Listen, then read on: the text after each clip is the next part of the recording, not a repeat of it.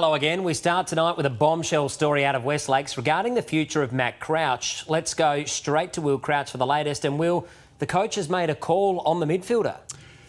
He has, Rennie. 9 News understands senior coach Matthew Nicks met with Matt Crouch during last week and told the midfielder the news he's no doubt been dreading, that he will not be receiving a new contract with the club, effectively ending his tenure at West Lakes. Now, Crouch was understandably furious at this decision, and it's no surprise.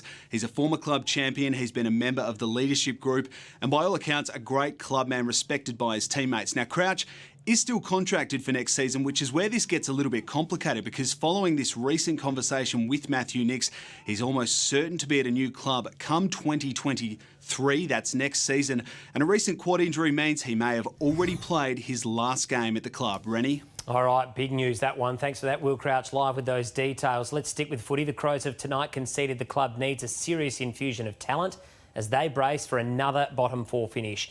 Brodie Smith believes the path forward comes through the draft, while Taylor Walker's calling for the club to get busy in the trade period.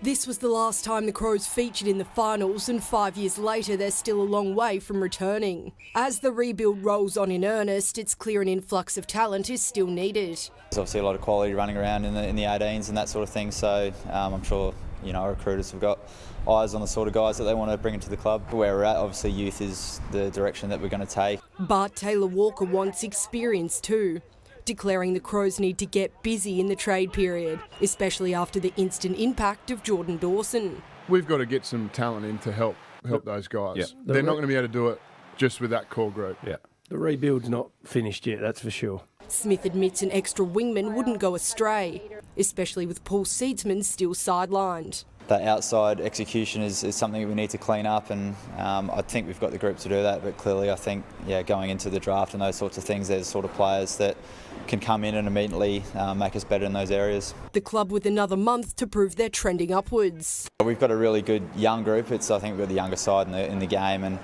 obviously we're going to get better and better as we go, but it's just a matter of training. That's something Josh Rochelli's barely been able to do recently, making him an unlikely inclusion for Saturday's clash with Carlton. He's been able to do a reasonable conditioning block.